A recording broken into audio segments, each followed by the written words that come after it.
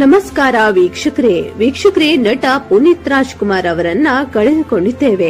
ಪುನೀತ್ ರಾಜ್ಕುಮಾರ್ ಮತ್ತು ಅಶ್ವಿನಿ ಅವರ ಲವ್ ಸ್ಟೋರಿಗೆ ಸಂಬಂಧಪಟ್ಟ ಕೆಲವೊಂದು ವಿಷಯಗಳನ್ನ ತಿಳ್ಕೊಳ್ಳೋಣ. ಪುನೀತ್ ರಾಜ್ಕುಮಾರ್ ಅವರ ಅಗಲಿಕೆ ಸಂಬಂಧಪಟ್ಟ ಹಾಗೆ ನಮಗೂ ಕೂಡ ಮರೆಯೋದಕ್ಕೆ ಸಾಧ್ಯ ಆಗಿಲ್ಲ. ಹಾಗೆ ಶಿವಣ್ಣ ಆಗಿರ್ಬೋದು, ರಾಘಣ್ಣ ಆಗಿರ್ಬೋದು, ಅಥವಾ ಇತರೆ ಬಂಧುಗಳಾಗಿರ್ಬೋದು, ಅವರಿಗೂ ಕೂಡ ಸದ್ಯಕ್ಕೆ ಮರೆಯೋದಕ್ಕೆ ಸಾಧ್ಯ ಇಲ್ಲ. ಆದ್ರೆ ಇದು ನೇರವಾದಂತಹ ತೀವ್ರವಾದ ಪರಿಣಾಮವನ್ನ ಬೀರೋದು ಅವರ ಪತ್ನಿ ಆಗಿರುವಂತಹ ಅಶ್ವಿನಿ ಅವರಿಗೆ. ತನ್ನ ಜೀವನದಲ್ಲಿ ಎಲ್ಲವೂ ಕೂಡ ಆಗಿದ್ದಂತಹ ಗಂಡನನ್ನೇ ಕಳೆದುಕೊಂಡಿದ್ದಾರೆ. ಮತ್ತೊಂದು ಕಡೆಯಿಂದ ಅವರ ಮಕ್ಕಳಿಗೂ ಕೂಡ ಇದು ನೇರವಾಗಿ ಪರಿಣಾಮ ಬೀರುತ್ತೆ. ಇನ್ನು ಅಶ್ವಿನಿ ಅವರು ಪುನೀತ್ ರಾಜ್ಕುಮಾರ್ ಅವರಿಗೆ ಎಲ್ಲಾ ರೀತಿಯಲ್ಲೂ ಕೂಡ ಬೆನ್ನೆಲುಬಾಗಿ ನಿಂತಿದ್ರು. ಇತ್ತೀಚೆಗೆ PRK ಪ್ರೊಡಕ್ಷನ್ ಮೂಲಕ ಅವರು ನಿರ್ಮಾಪಕಿಯಾಗಿ ಕೂಡ ಕಾಣಿಸಿಕೊಂಡಿದ್ರು. ಆದ್ರೆ ಯಾವುದೇ ಟಿವಿ ಚಾನೆಲ್ಗಳಲ್ಲೂ ಕೂಡ ಅವರು ಕಾಣಿಸಿಕೊಳ್ಳೋದಿಲ್ಲ. ಮತ್ತೆ ಅವರು ಹೇಳಿದ್ರು, ನನ್ಗೆಲ್ಲೂ ಕೂಡ ಕಾಣಿಸ್ಕೊಳ್ಳೋಕೆ ಇಷ್ಟ ಇಲ್ಲ. ಕೆಲವು ಸಂದರ್ಭದಲ್ಲಿ ಒಮ್ಮೆ ಯಾವುದೋ ಒಂದು ವಿಚಾರದಲ್ಲಿ ಬರ್ತ್ಡೇಗೆ ಮಾತ್ರ ವಿಶ್ ಮಾಡಿದ್ದು, ವೀಕೆಂಡ್ ವಿತ್ ರಮೇಶ್ ನಲ್ಲಿ ಫೋನ್ ಬಂದಿದ್ದು ಬಿಟ್ರೆ ಬೇರೆ ಎಲ್ಲೂ ಕೂಡ ಅಶ್ವಿನಿ ಅವರು ಕಾಣಿಸ್ಕೊಂಡಿಲ್ಲ. ಒಂದು ರೀತಿಯಲ್ಲಿ ಪರದೆ ಹಿಂದೆ ಎಲ್ಲಾ ಕೆಲಸವನ್ನ ಕೂಡ ಮಾಡ್ತಿದ್ರು. ಪುನೀತ್ ರಾಜ್ಕುಮಾರ್ ಅವರಿಗೆ ಎಲ್ಲಾ ರೀತಿಯಲ್ಲೂ ಕೂಡ ಬೆನ್ನೆಲುಬಾಗಿ ನಿಂತುಕೊಳ್ತಿದ್ರು. ಈ ಅಶ್ವಿನಿ ಪುನೀತ್ ರಾಜ್ಕುಮಾರ್ ಅವರ ಪರಿಚಯ ಆಗಿದ್ದು ಹೇಗೆ, ಇವರ ಲವ್ ಸ್ಟೋರಿ ಯಾವ ರೀತಿಯಾಗಿತ್ತು, ಮದುವೆಯಾಗಿದ್ದು ಯಾವ ರೀತಿಯಾಗಿ, ಅದಕ್ಕೆ ಸಂಬಂಧಪಟ್ಟಂತಹ ಒಂದಷ್ಟು ಇಂಟ್ರೆಸ್ಟಿಂಗ್ ಡೀಟೇಲ್ಸ್ ಗಳನ್ನ ಇವತ್ತು ಈ ವಿಡಿಯೋದಲ್ಲಿ ನೋಡೋಣ. ಮೂಲತಃ ಅಶ್ವಿನಿ ಅವರು ಚಿಕ್ಕಮಗಳೂರು ಜಿಲ್ಲೆಯ ಚಿಕ್ಕಮಗಳೂರು ಜಿಲ್ಲೆಯ ಭಾಗಮನೆ ಅಂತ ಹೇಳಿ, ಮಲ್ಲಂದೂರು ಅಂತ ಇದೆಯಲ್ಲ, ಸೊ ಮಲ್ಲಂದೂರು ಸಮೀಪದ ಭಾಗಮನೆಯವರು. ಅಶ್ವಿನಿ ಅವರ ತಂದೆ ರೇವಂತ್ ಅಂತ ಹೇಳಿ, ಅವರು ಕೂಡ ಸ್ವಲ್ಪ ಮಟ್ಟಿಗೆ ಈ ಭಾಗದಲ್ಲಿ ಪ್ರಸಿದ್ಧಿ ಕೂಡ ಪಡ್ಕೊಂಡಿದ್ರು. ಹೇಗೆ ಅಶ್ವಿನಿ ಮತ್ತು ಪುನೀತ್ ರಾಜ್ಕುಮಾರ್ ಅವರ ಪರಿಚಯ ಆಗಿತ್ತು ಅದನ್ನ ನೋಡೋಣ. ಪುನೀತ್ ರಾಜ್ಕುಮಾರ್ ಆಗಿನ್ನೂ ಸಿನಿ ಇಂಡಸ್ಟ್ರಿಗೆ ಬಂದಿರಲಿಲ್ಲ, ಏನೂ ಆಗಿರ್ಲಿಲ್ಲ. ಪುನೀತ್ ರಾಜ್ಕುಮಾರ್ ಆಗ ಕೇವಲ ಒಂದಷ್ಟು ಬಿಸ್ನೆಸ್ ಗಳನ್ನ ಮಾಡ್ತಿದ್ರು. ಎಜುಕೇಶನ್ ಕೂಡ ಅವರು ಮನೆ ಪಾಠವನ್ನ ತೆಗೆದುಕೊಂಡಿದ್ರು.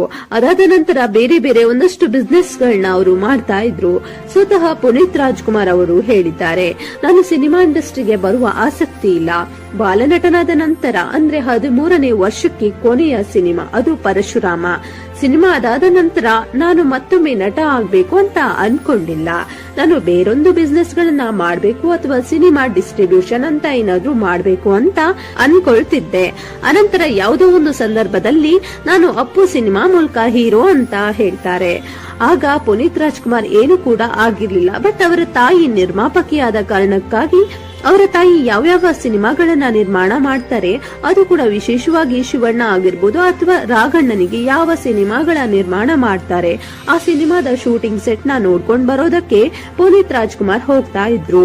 ತುಂಬಾ ಅವರೇ ಕಾಳಜಿ ವಹಿಸಿ ಮುತುವರ್ಜಿ ವಹಿಸಿ ಯಾವ ರೀತಿ ಇರಬೇಕು, ಶೂಟಿಂಗ್ ಸೆಟ್ ಏನು ಎಂತ ಎಲ್ಲವನ್ನು ಕೂಡ ನೋಡ್ತಾ ಇದ್ರು. ಇದೇ ಸಂದರ್ಭದಲ್ಲಿ ಆಕಸ್ಮಿಕವಾಗಿ ಪುನೀತ್ ರಾಜ್ಕುಮಾರ್ ಅವರ ಫ್ರೆಂಡ್ ಒಬ್ರು ಅಶ್ವಿನಿ ಅವರನ್ನ ಪರಿಚಯ ಮಾಡಿಕೊಳ್ತಾರೆ. ಅಶ್ವಿನಿ ಮತ್ತು ಪುನೀತ್ ರಾಜ್ಕುಮಾರ್ ಅವರ ಕಾಮನ್ ಫ್ರೆಂಡ್ ಇವರು ಪರಿಚಯವನ್ನ ಮಾಡಿಕೊಟ್ಟಂತಹ ವ್ಯಕ್ತಿ. ಪರಿಚಯ ನಂತರ ಸಹಜವಾಗಿ ಸ್ನೇಹ ಶುರುವಾಗುತ್ತೆ. ಹೆಚ್ಚು ಕಡಿಮೆ 1996ರ ಸಂದರ್ಭದಲ್ಲಿ ಇಬ್ಬರು ಕೂಡ ಸಾಕಷ್ಟು ಒಟ್ಟಿಗೆ ಓಡಾಡ್ತಿರ್ತಾರೆ, ಖುಷಿಯಾಗಿ ಕಾಲ ಕಳೀತಾ ಇರ್ತಾರೆ. ಆಗ ಸಹಜವಾಗಿ ಆ ಸ್ನೇಹ ಪ್ರೀತಿಗೆ ತಿರುಗುತ್ತೆ. ಪ್ರೀತಿಗೆ ತಿರುಗಿದ ನಂತರ ಇಬ್ಬರು ಕೂಡ ನಿರಂತರವಾಗಿ ಫೋನ್ನಲ್ಲಿ ಮಾತನಾಡೋದು ಅಂತದೆಲ್ಲವೂ ಕೂಡ ನಡೀತಾ ಇರುತ್ತೆ. ಆದ್ರೆ ಪುನೀತ್ ರಾಜ್ಕುಮಾರ್ ಅವರಿಗೆ ಒಂದು ಆತಂಕ ಇರುತ್ತೆ, ಮನೆಯಲ್ಲಿ ಹೇಗಪ್ಪ ಹೇಳೋದು ಅಂತ ಹೇಳಿ. ಒಂದು ಸಾಮಾನ್ಯವಾದ ಕುಟುಂಬದವರಲ್ಲ, ದೊಡ್ಡ ಮನೆ, ಸ್ವಲ್ಪ ಎಡವಟ್ಟಾದ್ರೂ ಕೂಡ ಬಹಳ ದೊಡ್ಡ ಮಟ್ಟದಲ್ಲಿ ಸುದ್ದಿ ಆಗುತ್ತೆ. ಈಗ ಲವ್ ಸ್ಟೋರಿ, ಹಾಗಿದ್ರೆ ದೊಡ್ಡ ಮನೆ ಹುಡುಗ ಲವ್ ಬಿದ್ದಿದ್ದಾನಂತೆ ಹಾಗೆ ಅಂತ ಬೇರೆ ಕಡೆ ಕೂಡ ಸುದ್ದಿ ಆಗುತ್ತೆ. ಜೊತೆಗೆ ಲವ್ ಅಂದಾಗ ಒಂದು ಸಹಜವಾದ ಆತಂಕ ಇದ್ದೇ ಇರುತ್ತೆ ಯಾರಿಗಾದ್ರೂ ಕೂಡ. ಮನೆಯಲ್ಲಿ ಹೇಳೋದಕ್ಕೆ ಇವರಿಬ್ರು ಸಿಕ್ಕಾಪಟ್ಟೆ ಓಡಾಡೋದನ್ನ ಶಿವಣ್ಣ ಸೂಕ್ಷ್ಮವಾಗಿ ಗಮನಿಸಿದ್ರಂತೆ. ಯಾಕಂದ್ರೆ ಅಶ್ವಿನಿ ಅವರು ಶಿವಣ್ಣ ಅವರ ಸಿನಿಮಾದ ಶೂಟಿಂಗ್ ಸೆಟ್ಗೆ ಕೂಡ ಆಗಾಗ ಬರ್ತಾ ಇದ್ರಂತೆ, ತುಂಬಾ ಗಮನಿಸ್ತಾ ಇದ್ರಂತೆ. ಜೊತೆಗೆ ಮನೆಯಲ್ಲೂ ಕೂಡ ಯಾವಾಗ್ಲೂ ಫೋನ್ ಅಲ್ಲೇ ಮಾತನಾಡ್ತಿದ್ರಂತೆ. ಹೀಗಾಗಿ ಪಾರ್ವತಮ್ಮ ರಾಜ್ಕುಮಾರ್ ಅವರು ಹೇಳಿದ್ರಂತೆ, ಯಾಕೋ ಪದೇ ಗುಸು ಅಂತ ಫೋನ್ ಮಾಡ್ತಾನೆ, ಏನೋ ನಡೀತಿರೋದು ಒಂದು ಕಣ್ಣಿಟ್ಟಿರುವಂತ ಶಿವಣ್ಣ ಅವರಿಗೆ ಹೇಳ್ತಾರಂತೆ. ಸ್ವಲ್ಪ ದಿನ ನೋಡಿದ ಮೇಲೆ ಶಿವಣ್ಣ ಅವರಿಗೆ ಅಪ್ಪು ಲವ್ವಲ್ಲಿ ಬಿದ್ದಿದ್ದಾನೆ, ಒಂದು ಹುಡುಗಿನ ಪ್ರೀತಿಸ್ತಾ ಇದ್ದಾನೆ ಅನ್ನುವ ವಿಚಾರ ಗೊತ್ತಾಗುತ್ತೆ. ಆಗ ಶಿವಣ್ಣ ಏನ್ ಮಾಡ್ತಾರೆ, ಈ ವಿಚಾರ ತಂದು ಪಾರ್ವತಮ್ಮ ರಾಜ್ಕುಮಾರ್ ಅವರಿಗೆ ಹೇಳ್ತಾರಂತೆ. ಅಪ್ಪು ಯಾರನ್ನೋ ಪ್ರೀತಿಸ್ತಿದ್ದಾರಂತೆ, ಬಟ್ ಏನು ಅಂತ ಗೊತ್ತಿಲ್ಲ ನನ್ಗೆ, ಮದ್ವೆಗೂ ಪ್ಲಾನ್ ಮಾಡ್ಕೊಂಡಿರ್ಬಹುದು ಅಂತ ಶಿವಣ್ಣ ಹೇಳ್ತಾರೆ.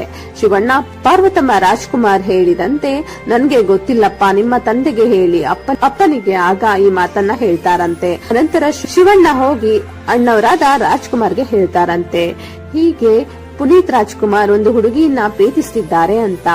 ಒಟ್ಟಾರೆ ಮೊದಲು ಮನೆಯಲ್ಲಿ ಈ ಸುದ್ದಿಯನ್ನ ಬ್ರೇಕ್ ಮಾಡಿದ್ದೆ ಶಿವಣ್ಣ ರಾಜ್ಕುಮಾರ್ಗೆ ಹೇಳಿದಾಗ, ಓಕೆ, ಪರಸ್ಪರ ಇಬ್ರು ಇಷ್ಟಪಟ್ಟಿದ್ರೆ ಯಾಕೆ ಮದುವೆ ಆಗ್ಬಾರ್ದು, ಅವರವರ ಇಷ್ಟ, ಅವರು ಚೆನ್ನಾಗಿದ್ರೆ ಆಯ್ತು, ಇಷ್ಟಪಟ್ಟಿದ್ರೆ ಮದುವೆ ಆಗ್ಲಿ, ನಾನು ಒಂದು ಟೈಮ್ ನೋಡಿ ಅವ್ರ ಹತ್ರ ಮಾತಾಡ್ತೀನಿ ಅಂತ.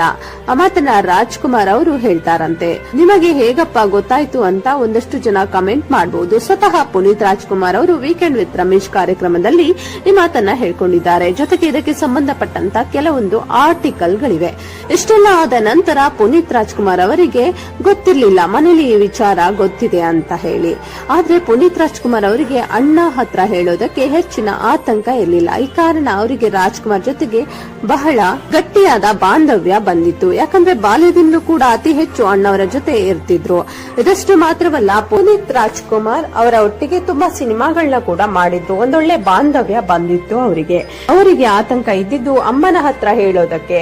ಅಮ್ಮ ತುಂಬಾ ಸ್ಟ್ರಿಕ್ಟ್ ಆಗಿ ಅವರನ್ನ ಬೆಳೆಸಿದ್ರು. ಹೀಗಾಗಿ ಅಮ್ಮನ ಹತ್ತಿರ ಹೇಳಿದಾಗ ಅಮ್ಮ ಹೇಗೆ ರಿಸೀವ್ ಮಾಡ್ತಾರೋ, ಮದುವೆಗೆ ಒಪ್ಪಿಗೆಯನ್ನ ಕೊಡ್ತಾರೋ ಇಲ್ವೋ ಎನ್ನುವ ಆತಂಕ ಪುನೀತ್ ರಾಜ್ಕುಮಾರ್ಗೆ ಅವರಿಗಿತ್ತು. ಹೀಗಾಗಿರ್ಬೇಕಾದ್ರೆ ಮನೇಲಿ ಒಂದಲ್ಲ ಒಂದಿನ ಹೇಳ್ಬೇಕಲ್ಲ, ಹೇಳದೆ ಎಷ್ಟು ದಿನ ಅಂತ ಮುಂದೂಡೋಕೆ ಸಾಧ್ಯ ಆಗುತ್ತೆ, ಅದು ಬೇರೆ ದೊಡ್ಡ ಮನೆ. ಈಗ ಒಂದು ದಿನ ಅಶ್ವಿನಿ ಅವರು ಫೋನ್ ಮಾಡಿದಾಗ ಫೋನ್ ತಗೊಂಡ್ ಹೋಗಿ ರಾಜ್ಕುಮಾರ್ ಅವರ ಕೈಗೆ ಕೊಟ್ಟಿದ್ದಾರಂತೆ. ನಾನು ಈ ಹುಡುಗಿನ ಇಷ್ಟಪಟ್ಟಿದ್ದೀನಪ್ಪ, ನಿಮಗೆ ವಿಶ್ ಮಾಡ್ಬೇಕಂತೆ ಅಂತ ಹೇಳಿ ಫೋನ್ ಅನ್ನ ಕೊಡ್ತಾರಂತೆ. ರಾಜ್ಕುಮಾರ್ ಅವರಿಗೆ ಮೊದಲೇ ಗೊತ್ತಿದ್ದ ಕಾರಣಕ್ಕಾಗಿ ಹೆಚ್ಚು ಗಲಿಬಿಲಿ ಆಗ್ಲಿಲ್ಲ ಅಥವಾ ಹೆಚ್ಚು ಸಂಕೋಚ ಕೂಡ ಆಗ್ಲಿಲ್ಲ.